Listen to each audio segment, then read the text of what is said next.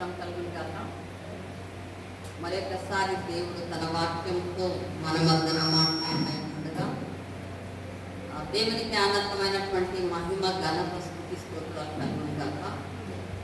మొట్టమొదటిగా నేను మిమ్మల్ని అడగదలుచుకున్నది ఏమంటే, ప్రకటన గ్రంథం గురించి వినడానికి ఎంతమందికి ఆసక్తి కలదు? నిజమేనా? ఓకే. సో ఈ ప్రకటన గ్రంథం గురించి ఎంతో మందికి వివిధమైనటువంటి అభిప్రాయాలు ఉన్నాయి. చాలా మందికి, కొంతమందికి వినడానికి ఇష్టం ఉంటుంది, కొంతమందికి అయితే వినాలన్న ఆసక్తి, కొంతమంది అయితే మాకెందుకులేండి అన్ని మొదటి అధ్యాయం నుంచి ఆఖరి అధ్యాయం వరకు మాకెందుకు, రక్షణ పొందితే చాలు, అవి విషయాలు మాకు తెలుసుకోవాల్సిన పని ఏముందండి అని అనుకునే వాళ్ళు కొంతమంది. ఇలాగా డిఫరెంట్ అభిప్రాయాలు కలిగి ఉంటారు ఈ ప్రకటన గ్రంథం గురించి. ఇంకా కొంతమందికి అవునా, అప్పుడే దేవుడు రాక దగ్గర అయిపోయిందా, వచ్చేస్తుందా, మళ్ళీ ఈ లోకాన్ని వదిలి వెళ్ళిపోవాలా మేము, అయితే ఎట్లా, ఇంత త్వరగా అంటే ఎట్లా, ఇంకా మా జీవితం చాలా పెద్దగా ఉంది, పొడుగుగా ఉంది, అవి వదిలేసి వెళ్ళిపోవాలా అని ఇంకా కొంతమందికి ప్రశ్నలు. సో ఇలాంటి అనేకమైన ప్రశ్నల ద్వారా ఉంటారు. ఏది ఏమైనప్పటికీ కూడా దేవుడు మనుషులకు ఏం కావాలో దాన్నే రాయిస్తారు. దేవుడు మనిషికి దేనిని కూడా దాచలేదు. ఆయన ప్రతి ఒక్కటి, అబ్రహాంతో అంటారు దేవుడు, నేను నీతో ఏమైనా దాస్తానా, నీకు అన్ని చెప్పే చేస్తాను నేను అంటే, దేవుడు తాను ఏర్పరచుకున్నటువంటి వ్యక్తులతో ముఖాముఖిగా మాట్లాడేటటువంటి దేవుడు. ఆది నుండి, ఆది కాండం నుండి మనం చూసినట్లయితే ప్రతి ఒక్కరితో కూడా ఒక ప్రత్యేక విషయాలను మాట్లాడినటువంటి దేవుడు. ఈ యొక్క వాక్యానికి వెళ్ళడానికి ముందు ఒక 2 నిమిషాలు ప్రార్థన చేసుకొని వాక్యంలోకి వెళ్తామంట. మమ్మల్ని మిగిలిగా ప్రేమించుకోండి, మా ప్రేమంటే ప్రభావ మరొకసారి తండ్రి మీ యొక్క పాద సన్నిధిలో మీ వాక్యాన్ని దానించినగా తండ్రి, మీరే మీ యొక్క పరిశుద్ధాత్మ శక్తి చేత నింపవలనని, మీ యొక్క మాటలే రాగలిగేలాగున, మీ సత్యాలే అది వెల్లడి చేయబడగలిగేలాగున, మరియు మా జీవితాలకు అది ఆశీర్వాదకరంగా ఉండగలిగేలాగున మీరు సహాయపడగలనని వేడుకొంచుకుంటున్నాం. యేసయ్యా, మీరు మాట్లాడినప్పుడు మేము జీవింపగలము, మేము ఆ యొక్క జీవము సమృద్ధిదై జీవించగలదు అని మేము తెలుసుకున్నాము. మా జీవితాలను ప్రభువా మీరు రక్షించారు. ఆ రక్షణ మార్గంలో మాకు ఆనందం కలుగు. ఈ యొక్క రక్షణ మార్గంలో ఎన్నో అద్భుతాలు మేము అవి వర్ణించలేము మా నోటితో. అలాంటి జీవితాన్ని మాకు దయచేశారు. దాన్ని బట్టి మీకు స్తోత్రాలు, వందనాలు. మరియు ప్రభువా, ముందు జరగబోయేటటువంటి విషయాలను కూడా మీరు ప్రకటించారు, మమ్మల్ని హెచ్చరిస్తున్నారు. ఈ హెచ్చరికకు మేము చెవి గలవాడు వినుగాక అని అనేక మార్లు ప్రకటన గ్రంథంలో మీరు రాశారు. ఆ వినేటటువంటి చెవులను, గ్రహించేటటువంటి మనస్సును మాకు దయచేయవలనని వేడుకొంచుకున్నాము. మరియు తండ్రి, ప్రతి ఒక్క సత్యాన్ని తెలుసుకొని మేము స్వతంత్రులుగా ఈ లోకంలో బ్రతకగలిగేలాగున మీరు సహాయపడవలనని, సత్యము మిమ్మల్ని స్వతంత్రులుగా చేయును అని మీ యొక్క వాక్యం సెలవిస్తున్నది. ఆ స్వాతంత్ర్యంలో మేము జీవించగలిగేలాగున మీరు మాకు స్వాతంత్రాన్ని ఇచ్చారని మేము మర్చిపోకుండా జ్ఞాపకంలో ఉంచుకొని, ఆ సత్య మార్గంలో మేము నడవటానికి మా అందరికీ కూడా తండ్రి మీరే మాకు తోడై ఉండవలనని, మీ పరిశుద్ధాత్మ సహాయం వలన మేము ఈ లోకాన్ని జయించగలమని, మరి నేను ఈ లోకాన్ని జయించుకున్నానని మీ యొక్క వాక్యం కలిగిస్తున్నది. కాబట్టి ప్రభువా, మీరు లోకాన్ని జయించారు, మేము కూడా ఈ లోకాన్ని జయించగలిగేలాగా మీరే మాకు సహాయపడవలనని ఈ రోజున ఈ వాక్య ధ్యానం అంతట్లో కూడా ప్రభు ఆది నుండి అంతం వరకు మీ నామం మాత్రమే హెచ్చింపబడాలి, మీరే గణపరచబడాలి, అది మా జీవితాలకు ఆశీర్వాదకరంగా మార్చబడాలని వేడుకొంచు ఈ యొక్క ప్రార్థన మా ప్రభు రక్షకుడైనటువంటి యేసుక్రీస్తు నామములో అడిగి పొందుతున్నాం తండ్రి. ఆమేన్. సో యాక్చువల్లీ నేను ఒక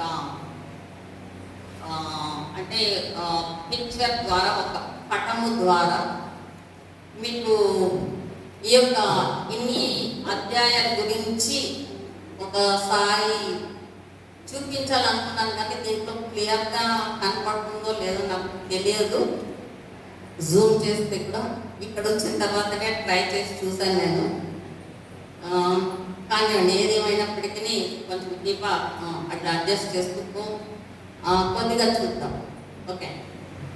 సో మొదటి అధ్యాయము ప్రకటన గ్రంథంలో యేసు ప్రభువు యోహానుతో మాట్లాడినట్టుగా, ఆయన దర్శనాన్ని చూపించినట్టుగా మనం చూస్తాము. మరి రెండవ అధ్యాయం, మూడో అధ్యాయంలో కంప్లీట్గా చర్చ్ గురించి మాట్లాడినట్టుగా, సంఘాల గురించి మాట్లాడినట్టుగా మనం చూస్తాము. ఆ తర్వాత నాలుగవ అధ్యాయానికి వచ్చేటప్పటికి, నాలుగవ అధ్యాయంలో సంఘం ఎత్తబడటం గురించి చూస్తాము. ఇక్కడ ఆ యొక్క ఆరో మార్క్ ఉంది చూడండి. ఆరో మార్క్ ఇక్కడ నా యొక్క రైట్ సైడ్ నుంచి అటు సైడు నుంచి ఆరో మార్క్ రెండు చూపించి మధ్యలో ఒక మార్క్ వేస్తారు.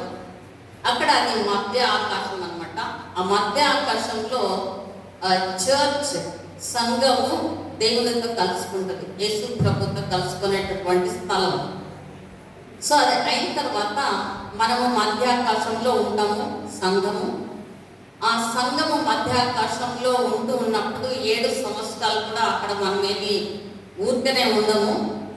మనము ఈ భూలోకంలో చేసినటువంటి క్రియలను బట్టి, మనము దేవుని దేశమై ఏమేమి చేశామో దానికి దేవుడు బహుమతులను ఇస్తారు. బహుమతులను ఇచ్చి మరి వేరే ట్రైనింగ్ కూడా మనకు ఉంటుంది. ఆ యొక్క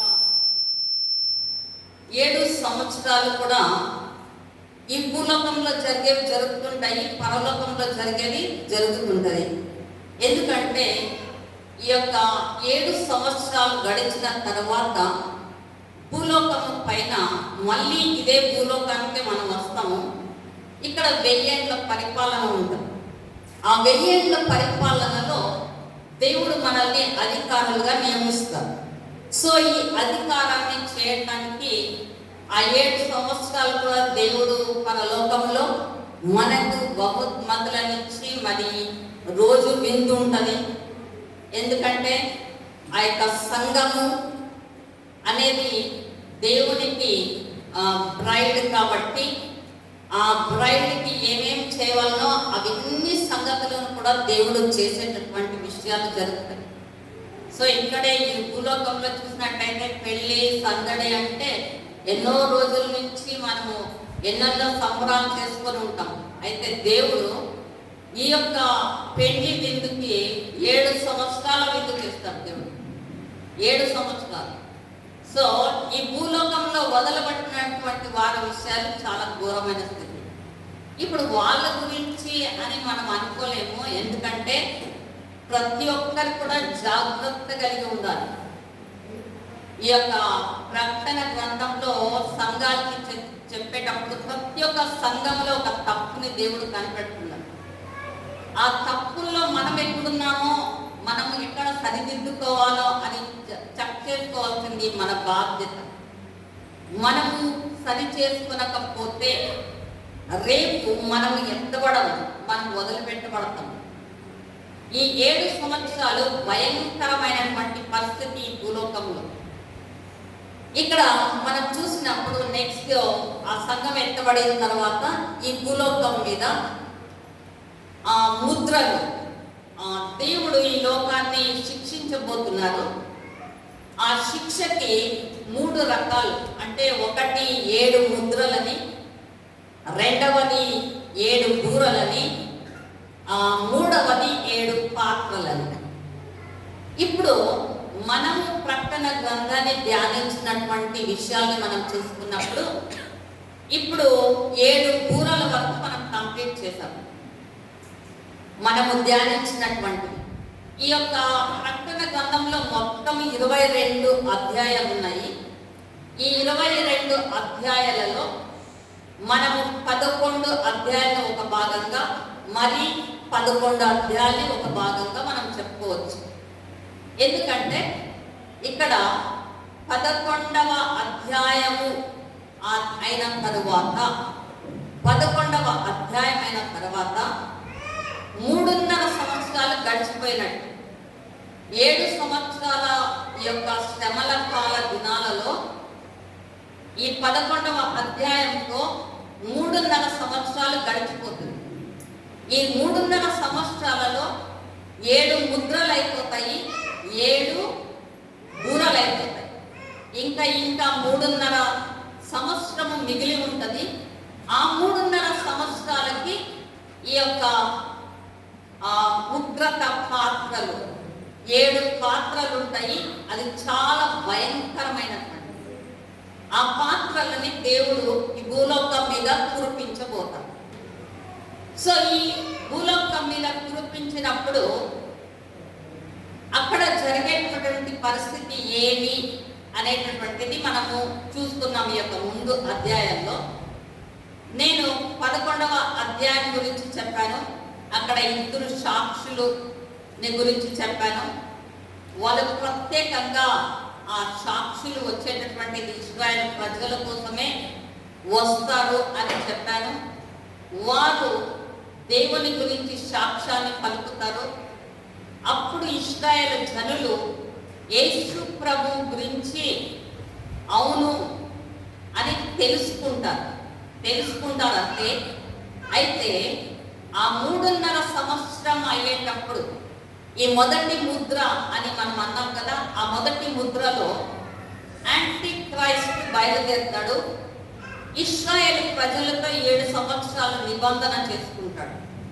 అయితే 7 సంవత్సరాల నిబంధనలో తన నిబంధనని బ్రేక్ చేస్తాడు. తాను చెప్పిన ప్రకారంగా ప్రవర్తించడు. తాను మాట ఇచ్చిన ప్రకారంగా తాను చేయడు. సాతాను యొక్క క్వాలిటీ అది.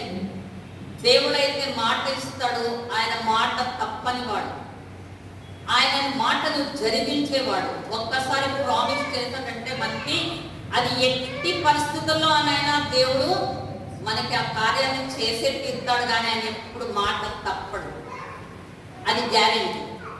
అయితే సాతానుడు మాట ఇస్తాడు కానీ దాన్ని నెరవేర్చడు. ఈ యాంటీ క్రైస్ట్ వచ్చినప్పుడు దేవుని యాంటీ క్రైస్ట్ అని అంటాం. అంటే దేవుని లాగానే, దేవుని స్వరూపాన్ని ధరించుకునే వాడు కూడా యాంటీ క్రైస్ట్ అనే పేరు పెట్టబడి అలాగే ఇమిటేట్ చేస్తాడు. క్రైస్ట్ లాగా ఇమిటేట్ చేస్తాడు, కానీ వాడు క్రైస్ట్ కాడు. అయితే యూదులు వీళ్ళు ఇతడే మెస్సయ్యా అని నమ్ముకుంటారు, అనుకొని అతనితో నిబంధన చేసుకుంటారు. 7 సంవత్సరాల నిబంధన చేసుకున్న తర్వాత ఆ యొక్క నిబంధనలో ఏం చేస్తారంటే ఈ 2 సాక్షులు కూడా మరణిస్తారు. ఆ తర్వాత మరి తిప్పిలేస్తారు, వారు పైనకి వెళ్ళిపోతారు. ఇంకా వాళ్ళు కూడా అడ్డం ఉండరు. అప్పుడు ఏం చేస్తాడంటే వీళ్ళు ఆలయంలో వారు కట్టుకున్న ఇన్ని సంవత్సరాల నుంచి వేచి ఉన్నటువంటి ఆ యొక్క ఆలయంలో వెళ్ళి యాంటీ క్రైస్టే కూర్చొని నేనే దేవుడు, నన్నే ఆరాధించండి అంటాడు. దాంతో వాళ్ళ యొక్క బ్రేక్ అయిపోతుంది. వాళ్ళ యొక్క నిబంధన అక్కడికే ఖతం. ఇక వాళ్ళు గుర్తిస్తారు, వీడు మెస్సయ్య కాడు, ఖచ్చితంగా వీడు మెస్సయ్య కాడు. అప్పుడు యేసు ప్రభువు ఈ లోకంలో ఉన్నప్పుడు ఆయన అంటారు, కన్నీళ్ళు విడుస్తూ ఆ యొక్క జయప్రవేశం రోజు వెళ్తూ అంటారు, మీరు నన్ను మళ్ళా పిలిచే వరకు నేను ఇక్కడ కాలు పెట్టను అంటాడు.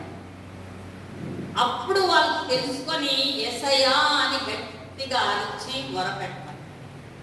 వాళ్ళకి యాంటీ క్రైస్ట్ అక్కడ కూర్చొనితోనే అయిపోదు.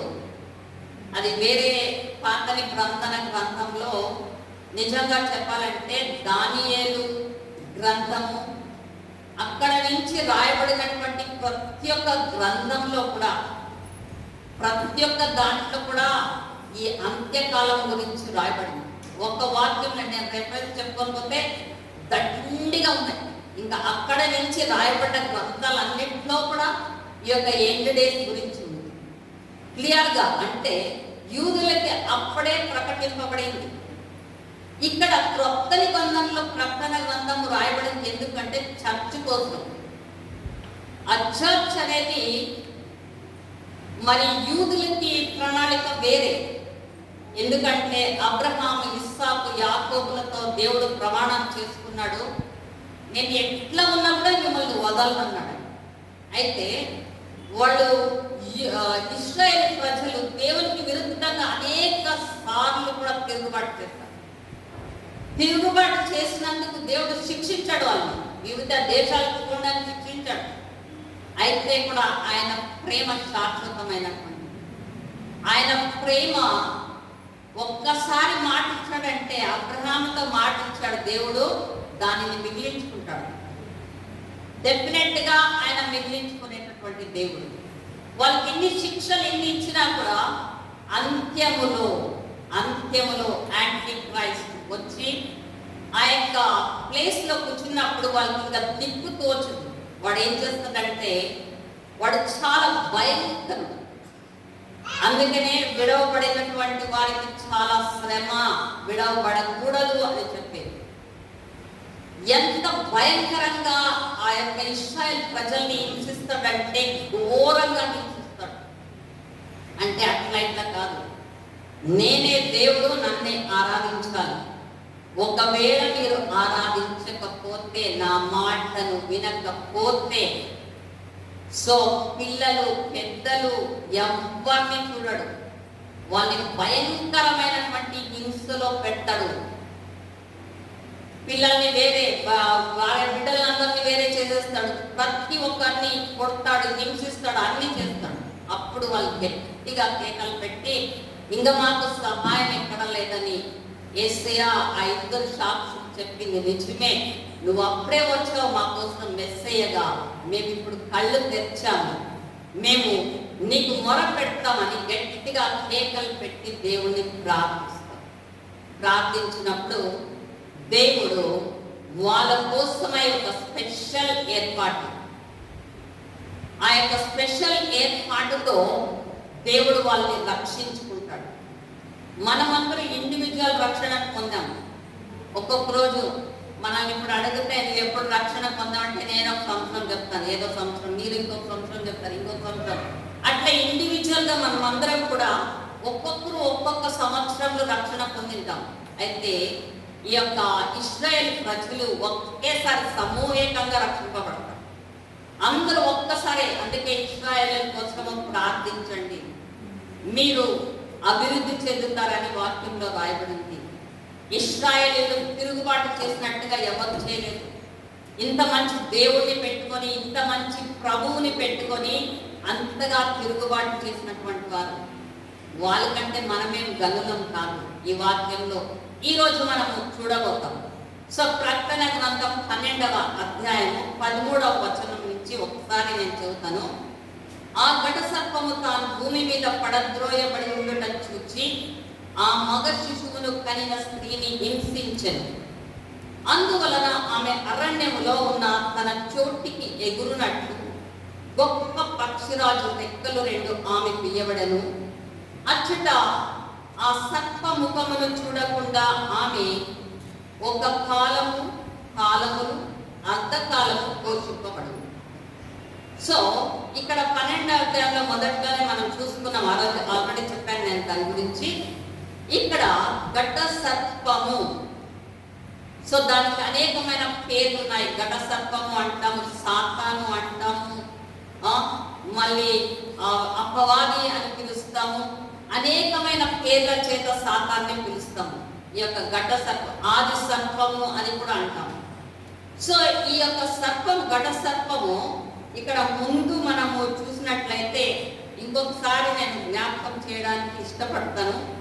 7వ వచనం, అదే 12వ అధ్యాయం 7వ వచనంలో చూసినట్లయితే, అంతటా పరలోకమందు యుద్ధము జరిగెను, మిఖాయేలును అతని దూతలను ఆ ఘట సర్పముతో యుద్ధం చేయవలనని ఉండగా, ఆ ఘట సర్పమును దాని దూతలను యుద్ధము చేసిరి గాని గెలవలేకపోయిరి గనుక పరలోకమందు వారికి స్థలము లేకపోయెను. గాని సర్వలోకమును మోసపుచ్చుచు అపవాది అనియు సాతాననియు పేరు గల ఆది సర్పమై ఆ మహాఘట సర్పము పడద్రోయబడెను. అది భూమి మీద పడద్రోయబడెను. దాని దూతలు దానితో కూడా పడద్రోయబడింది.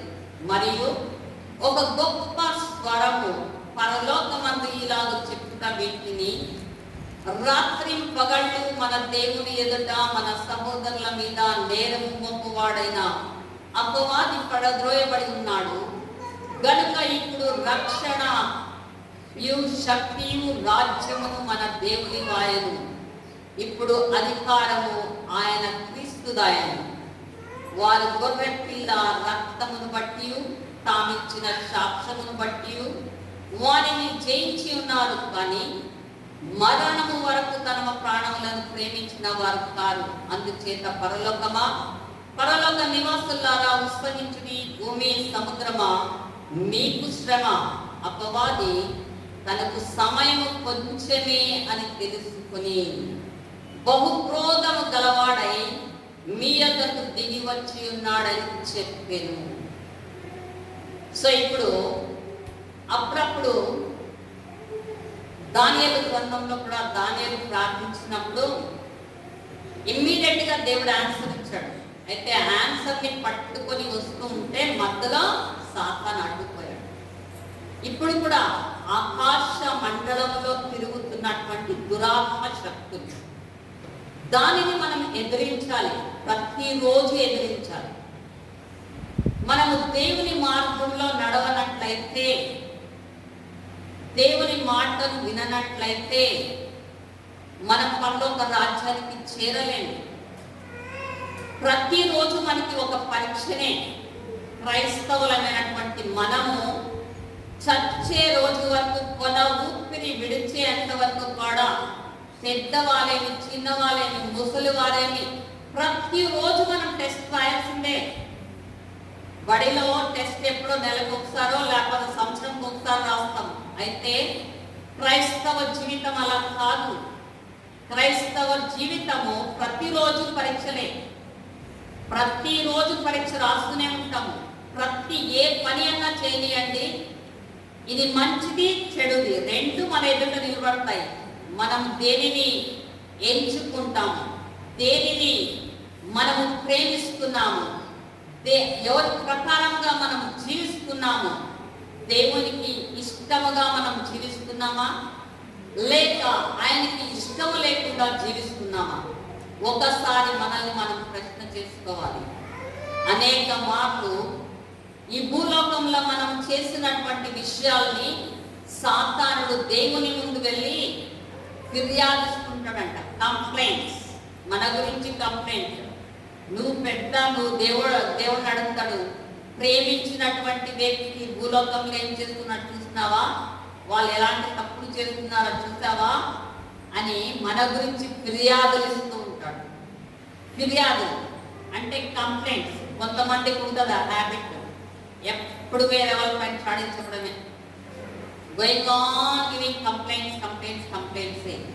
నా జీవితం ఎలా ఉందో చూసుకునేది వరకు వేరే వాళ్ళ గురించి ఎప్పుడు కూడా వాళ్ళని చూసి వాళ్ళ గురించే కంప్లైంట్స్ ఇచ్చుకుంటూ ఉండేది.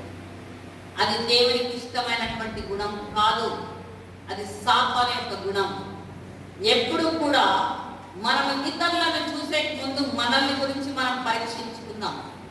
నాలో ఏం తప్పులు ఉన్నాయి, నేనే తప్పు చేస్తున్నాను, నేను ఎలాంటి జీవితాన్ని జీవిస్తున్నాను, నేను నిజంగా దేవునికి ఇష్టకరమైనటువంటి జీవితాన్ని జీవిస్తున్నానా, నిజంగా దేవుని నేను ప్రేమిస్తున్నానా, నేను నిజంగా పరలోక రాజ్యానికి చేరుకోగలుగుతానా, నేను నిజంగా ఈ లోకాన్ని జయిస్తానా అని మనల్ని మనము రోజు పరీక్షించుకోవాలి. ఇది ఒక్క రోజుతో ముగించేటటువంటి కథ కాదు. మనల్ని దేవుడు ఈ లోకానికి పంపించింది ఒక యాత్రికుడుగా. మనం ప్రయాణం చేస్తున్నాం ఈ లోకంలో. ఈ ప్రయాణం ఎప్పుడు ముగిసిపోతుందో తెలియదు. ఈ యాత్రలో మనం ఉన్నాము. అయితే ఈ యాత్రలో ప్రతిరోజు టెస్టే. ఈ యాత్రలో ప్రతిరోజు కూడా మనము గెలవాల్సిందే. ఎండ్ ఆఫ్ ద డేలో ఒక్కసారి మన హృదయాన్ని మనమే పరీక్షించుకోవాలి, రోజు పరీక్షించుకోవాలి. ఈ రక్షణను కాపాడుకోవాలంటే ఇది ఒక రోజుతో కాదు. మొట్టమొదటిగా నేను పాపినని ఎప్పుడు నేను తెలుసుకుంటానో, ఆ పాపపు జీవితం నా ముందుకు ఎప్పుడైతే వస్తుందో దాన్ని తెలుసుకొని దాన్ని వదిలిపెట్టి ప్రతిరోజు కూడా క్రీస్తు యొక్క స్వభావాన్ని ధరించుకొని క్రీస్తుకి ఏది ఇష్టమో ఆ ప్రకారంగా నేను జీవించినప్పుడే నిజమైనటువంటి క్రైస్తవురాల్ని. అలాంటి జీవితము దేవుడు మన నుంచి కోరుతూ ఉంటున్నాడు. ఈ యొక్క ఇక్కడ పరలోకంలో అప్పుడప్పుడు యుద్ధాలు జరిగేది మనం చూస్తున్నాము. ఇప్పుడు కూడా ఇక్కడ ఈ భూలోకంలో జరిగినటువంటి ఈ యొక్క స్త్రీని అడగగొట్టాలని చూస్తాడు. ఈ యొక్క 12వ అధ్యాయంలో సూర్యుని ధరించుకుని ఈ యొక్క స్త్రీ పాదముల కింద చంద్రుడు, ఆమె నెత్తి మీద నక్షత్రాలు ఉన్నాయి. సో ఇది సూచిస్తుంది ఇశ్రాయేలు ప్రజలకు. ఇశ్రాయేలు ప్రజలు ఎందుకంటే యోసేపు కనినటువంటి కళలలో మనకి చూస్తాము. మరి యాకోబు సూర్యుడని, తన భార్య చంద్రుడని, మరి నక్షత్రాలు 12 మంది 12 పిల్లలు. దేవుడు ఆ 12 గోత్రాలుగా చేశాడు. 12 మంది పిల్లల్ని 12 గోత్రాలుగా చేశారు. ఈ 12 గోత్రాలు రక్షింపబడాలనేదే దేవుని యొక్క ఆశ. అబ్రహాం తర్వాత ఇస్సాకు, ఇస్సాకు తర్వాత యాకోబు, యాకోబు తర్వాత యాకోబు, 12 మంది పిల్లలు. వీళ్ళే ఇశ్రాయేలు జనాంగం. ఈ జనాంగాన్ని ఎలాగైనా రక్షించుకోవాలనేదే దేవుని యొక్క ఆశ. సో ఇప్పుడు ఆ యొక్క ఆలయంలో వెళ్ళి ఎప్పుడైతే సాతాను కూర్చుంటాడో వీళ్ళు దాన్ని వ్యతిరేకిస్తారు. ఇశ్రాయేల్ ప్రజలు సత్యాన్ని తెలుసుకొని వ్యతిరేకించినప్పుడు వాడు ఊరుక ఉండకుండా వీళ్ళు ఇంకా ఆపటం లేదే అని అనుకున్నప్పుడు ఏమైందంటే వాడికి రోషం వచ్చింది, వాడికి చాలా రౌద్రము కలిగింది. అయితే దేవుడు ఏం చేశాడు తెలుసా? ఇప్పుడైనా నన్ను తెలుసుకున్నారు, మెస్సయ్యగా నన్ను గ్రహించారని చెప్పి ఈ 3.5 సంవత్సరంలో వాళ్ళకి కూడా విడుదల కలిగిపోయింది. వాళ్ళని ఏం చేశాడంట దేవుడు? ఒక అరణ్యానికి 2 రెక్కలను ఇచ్చి ఇశ్రాయేలు ప్రజల్ని అరణ్యంలోనికి తీసుకుని, వాళ్ళు ఈ భూలోకం మీద ఉంటారు, ఈ భూలోకం మీదనే ఉంటారు.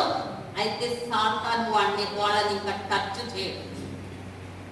ఆ రెక్కలు కలిగి వాళ్ళు ఎగురుకుంటూ పోతుంటే సాతానికి రౌద్రముని పుట్టి వాడు ఏం చేస్తాడంట, నోటిలో నుంచి నీళ్ళని వెళ్ళగక్కుతాడు.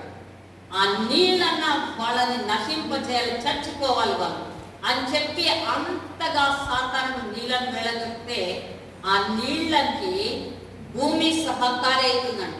దేవుడు భూమికి ఆజ్ఞిస్తారు, భూమి నువ్వు నోరు తెరవు అంటే ఎర్ర సముద్రాన్ని దేవుడు ఎట్లయితే పాయలుగా చీల్చి ఆ యొక్క ఇశ్రాయేల్ ప్రజల్ని నడిపించారో ఎర్ర సముద్రంలో, అదే రీతిగా సాతాను వాళ్ళకి నీళ్లను వెళ్ళగలిపినప్పుడు భూమి సహకరించి దాని నోరు తెరచెనో అప్పుడు ఆ నీళ్ళన్నీ దాంట్లోకి వెళ్ళి అది ఇంకిపోయాయి. అప్పుడు వాళ్ళు నడుచుకుంటూ ఆ యొక్క నీటి నుండి తప్పించుకునే అరణ్యానికి పారిపోయారు. పారిపోయిన తర్వాత ఇప్పుడే చదివారు వాక్యము 13వ వచనం నుంచి 17 వరకు. అక్కడ ఒక కాలములు అర్ధకాలము పోషింపబడింది. సో ఇశ్రాయేలు ప్రజలు ఇంకా 3.5 సంవత్సరం ఈ భూమి మీదనే ఉంటారు. వాళ్ళు దేవుని చేత పోషింపబడతారు. వాళ్ళకి ఇంకా ఏ యొక్క భయము ఏది కూడా ఉండదు. అయితే వీడేం చేశాడు సాతానుడు? వాళ్ళు ఎప్పుడైతే తప్పించుకొని వెళ్ళిపోయాడో వానికి ఇంకా కోపము ఆపుకోవడానికి కాలేదు. దేవునితో యుద్ధం చేయాలని మళ్ళా పరలోకానికి మళ్ళీ ఎక్కాడు. ఎక్కి అక్కడ దేవునితో యుద్ధాన్ని చేశాడు. యుద్ధాన్ని చేస్తే వాడు సోలిపోయాడు, కిందకి పడ్డాడు. ఇప్పుడు నేను చదివినటువంటి వాక్యము 7వ వచనం నుండి 12వ అధ్యాయము 7వ వచనం నుంచి. అంతటా పరలోకమందు యుద్ధము జరిగెను. మిఖాయేలు అతని దూతలను ఆ ఘటసర్పముతో యుద్ధము చేయవలనని ఉండగా ఆ ఘటసర్పమును దాని దూతలను యుద్ధము చేసిరి కానీ గెలవలేకపోయిరి గనుక పరలోకమందు వారికి స్థలము లేకపోయాను. This is the end. ఇంకా మళ్ళీ సాతాను మళ్ళా పర్లోకంపై కంప్లైంట్స్ ఇచ్చే పని లేదు. ఇంకా ఇక్కడితోనే ఎండ్ అయిపోతుంది. కాగా సర్వలోకమును మోసపుచ్చుచు అపవాదియు సాతాననియు పేరు గల ఆ ఘట సర్పము, ఆ మహాగఢ సర్పమును పడద్రోయబడెను. అది భూమి మీద పడద్రోయబడింది. ఎక్కడ పడద్రోయబడింది? మళ్ళా భూమి మీద పడింది. సో ఇప్పుడు దానికి రౌద్రం ఎక్కువైంది. దానికి ఇప్పుడు ఏం తెలిసిందంట? నా సమయం కొద్ది సమయం. ఎంత ఉంది నా టైం? ఇంకా 3.5 years అంతే. ఇంకా ఈ 3.5 years అయిపోయిందంటే ఇంకా మనుషుల్ని ఇంకా జుట్టు పట్టుకోవడానికి ఇంకా లేదు. సో వీళ్ళు ఇంకా నా చేతుల నుంచి తప్పించుకొని వెళ్ళిపోతారు. సో ఇప్పుడు రౌద్రము కలిగి కిందకి దిగి వచ్చిందండి. రౌద్రం కలిగి కిందకి దిగి వచ్చి ఇప్పుడు ఏం చేస్తుంది అనేది ఇక్కడ 13వ అధ్యాయం నుంచి స్టార్ట్ అవుతుంది. భయంకరమైనటువంటి స్థితి ఈ భూలోకం. ఇప్పుడు చర్చ్ తప్పించుకొని వెళ్ళిపోయింది. లాస్ట్ మనమే అయితే ఫస్ట్ మనమే వెళ్ళిపోయాము. ఇక్కడ చూడండి ఎట్లా సీక్వెన్సెస్ ఉన్నాయని. ఫస్ట్ చర్చ్ తప్పించుకొని వెళ్ళిపోయింది.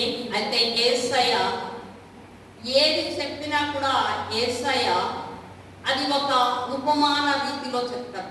ఎన్నో ఉపమానాలు చెప్పారు. మత్తాయి, మార్కు, లూకు, యోహానులో ఆయన వాక్యం బోధించినప్పుడంతా ఉపమానాలతో బోధించారు. ఆ ఉపమానాల్ని బోధించినప్పుడు ఒక ఉపమానం చెప్తాడు ఆయన. ఆ ఉపమానంలో ఏమి అంటారంటే, ఒక యజమానుడు ఉంటే ఆయన చాలా దూర దేశానికి వెళ్ళిపోయాడు. ఆ యొక్క తోట యజమానుడికి ఆ తోటని అప్పగించి దూరంకి వెళ్ళిపోయి ఆయన చెప్పాడు, నేను ఎప్పుడు వస్తున్నా తెలీదు, అయితే నా తోటని ఎప్పుడు కూడా శుభ్రంగా ఉంచు, నేను ఎప్పుడు వస్తానో తెలియదు, అయితే నీకు దానికి డబ్బులు ఇస్తాను, నువ్వు ఆ తోటని కాపాడాలి, ఆ తోటని కాపాడేటటువంటి బాధ్యత నీది. అయితే ఎప్పుడు వస్తానో తెలియదు, దూర దేశానికి వెళ్తున్నాను, ఎప్పుడు ఆ దూర దేశం నుంచి మళ్ళీ తిరిగి వస్తానో తెలీదు, అయితే ఆ తోటని కాపాడే బాధ్యత మాత్రం నీది అని ఉపమానంలో వచ్చింది.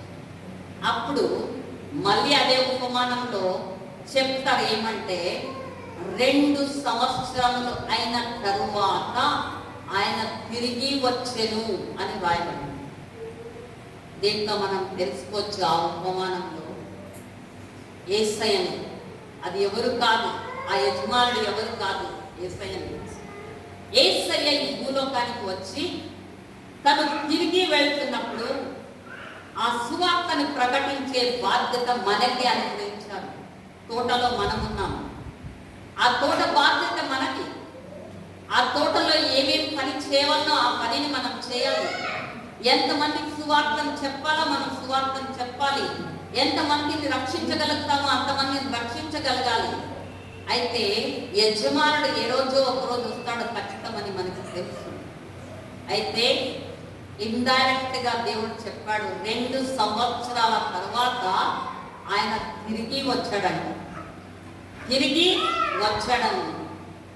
ఇప్పుడు అది సత్యమైన వాక్యం. అలాగనే పాత నిబంధన గ్రంథంలో మొన్న అన్న వాక్యం చెప్తూ చెప్పారు. అక్కడ కూడా 2 సంవత్సరాలు అంటే 2000 తర్వాత ఆయన తిరిగి భూలోకానికి వస్తారని. డైరెక్ట్ గా చెప్పలేదు ఆయన, ఇండైరెక్ట్ గా చెప్పారు.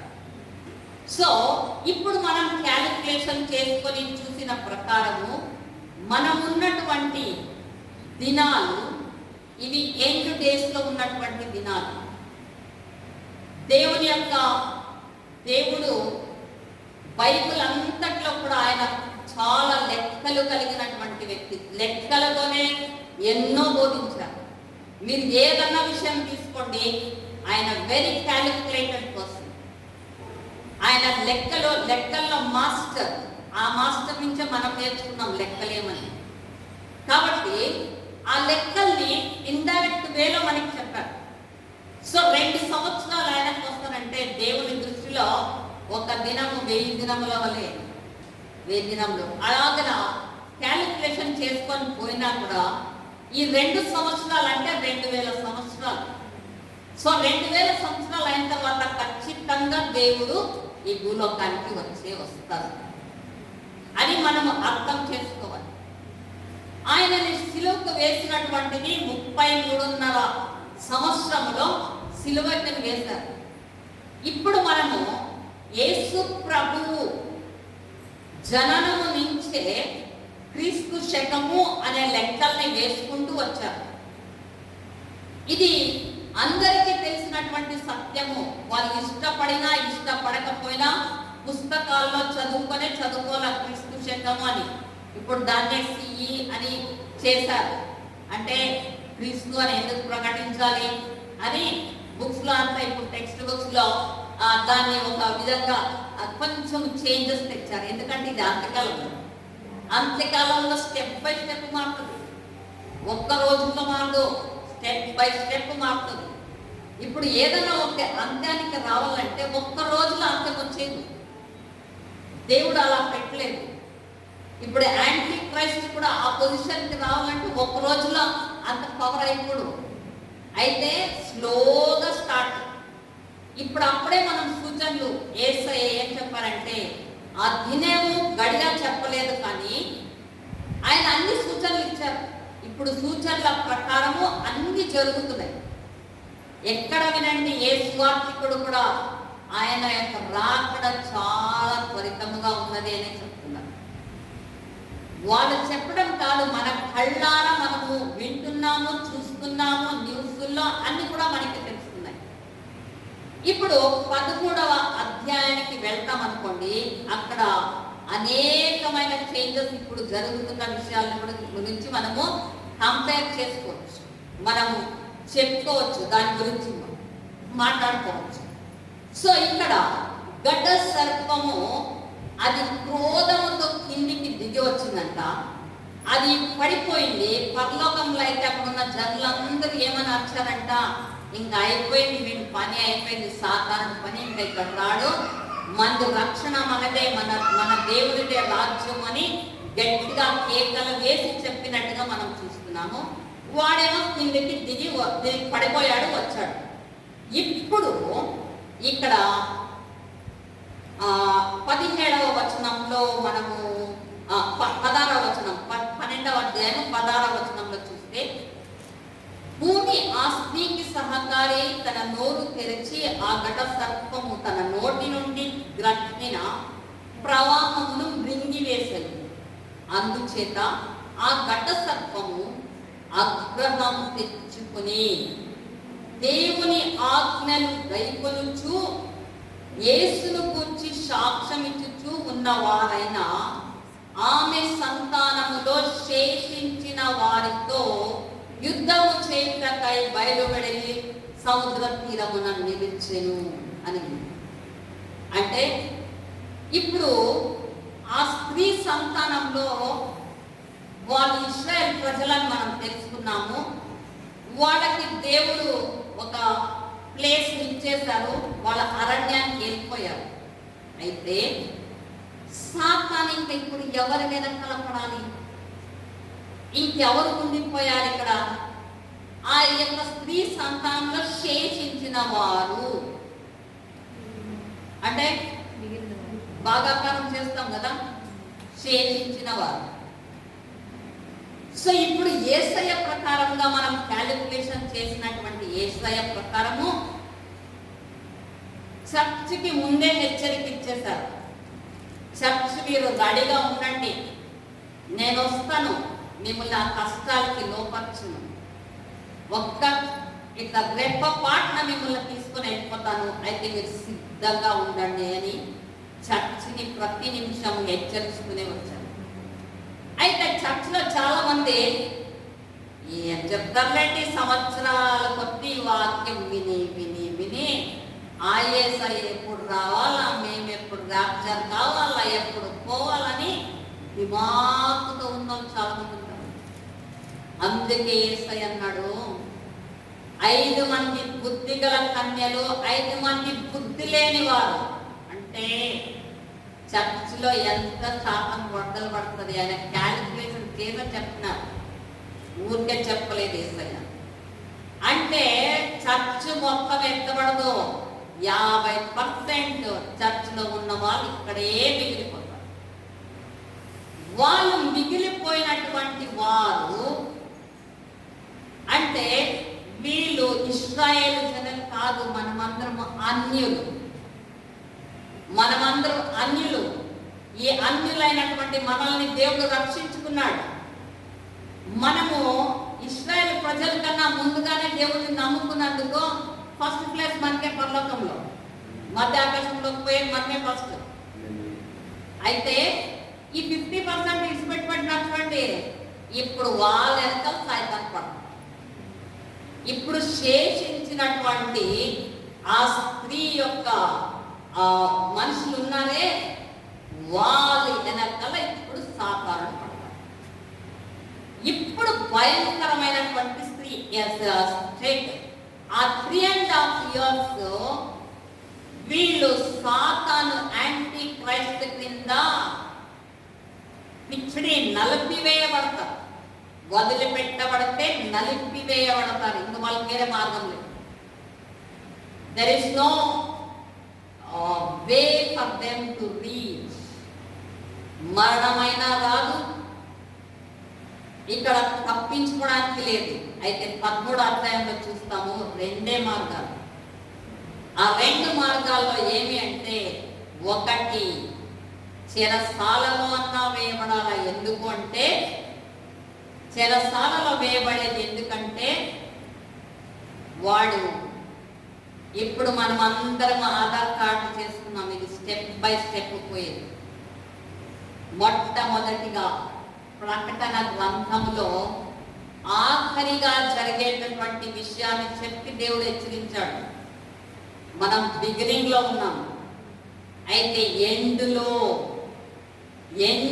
జరిగే విషయాన్ని దేవుడు రాయించాడు బైబిల్లో. ఇది స్టార్టింగ్ లో ఉన్నటువంటిది, ఒకే రోజుకి రాదు. ఇప్పుడు సాతాను మనుషుల్ని ఎలాగ పడతాడు అంటే ఈ 666 అనేటువంటి నంబర్, ఈ విడవబడినటువంటి క్రైస్తవులు ఉందరే, విడవబడిన తర్వాత చాలా రిపెంటెన్స్ పొందుతారు కొంతమంది. అవును కదా, సువార్తని వింటిమే, అప్పుడే జీవితాలని మార్చుకొని ఉండింటే మనం కూడా ర్యాప్చర్లో వెళ్ళిపోయి ఉండే వాళ్ళమే, ఇంత కష్టానికి మనం గురి అవుతా ఉండలేదే అని చెప్పి చాలా రియలైజ్ అవుతారు. అయితే వాక్యం వినింటారు వాళ్ళు. ఈ 666 ముద్రని వేయించుకొనకూడదు. ఎట్టి పరిస్థితికైనా కూడా 666 ముద్రని నసటి మీద కానీ చెయ్యి మీద కానీ వేయించుకొనకూడదు అని ఖచ్చితం. ఎవరైనా వేసుకుంటే మాత్రము గ్యారెంటీ పోయేది నరకానికి, కానీ పరలోకానికి పోయే ఛాన్స్. ఇది లాస్ట్ ఛాన్స్, దేవుడు వాళ్ళకి ఇచ్చేటువంటి లాస్ట్ ఛాన్స్. ఎవరైనా ఈ భూలోకంలో 7 ఏళ్ల కాలంలో విడవబడినట్లయితే వాళ్ళకి వచ్చే పెద్ద ఛాలెంజ్ ఇదే. సాతానుడు వాళ్ళ వెనకల పడతాడు. ఎస్పెషలీ ఎవరైతే యేసయ్యనే నా దేవుడని అంటారో అటువంటి వారికి చెరసాలలో వేయిస్తాడు, తెగ కొట్టులు కొట్టుతాడు, లేదా నరకన్నా నరకేస్తాడు. నరకితే కూడా పర్వాలేదు, నేను పరలోకానికి వెళ్ళాలి అనుకుంటే నంబర్ని వేయించుకోకూడదు. చెరసాలలో వేస్తే వేయి, నాకు ఆహారం పెట్టకపోయినా పర్వాలేదు, కొట్టినా పర్వాలేదు, నన్ను ఏ హింస పెట్టినా నీ యొక్క సహనము అక్కడ తెలియబడుతుంది అని వాక్యంలో రాయబడింది. పరిశుద్ధుల యొక్క సహనము అక్కడ తెలియబడుతుంది.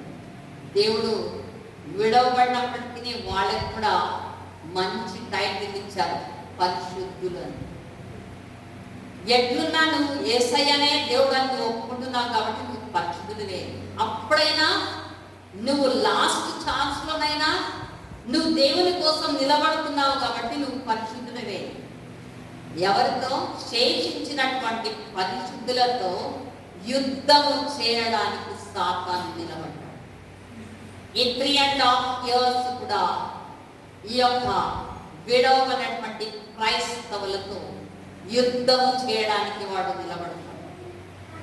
ఈ యుద్ధము బహుఘోరమైనది, భయంకరమైనది, అసలు ఊహించటానికే మించినటువంటి అలాంటి భయంకరమైనటువంటి పరిస్థితుల్లోకి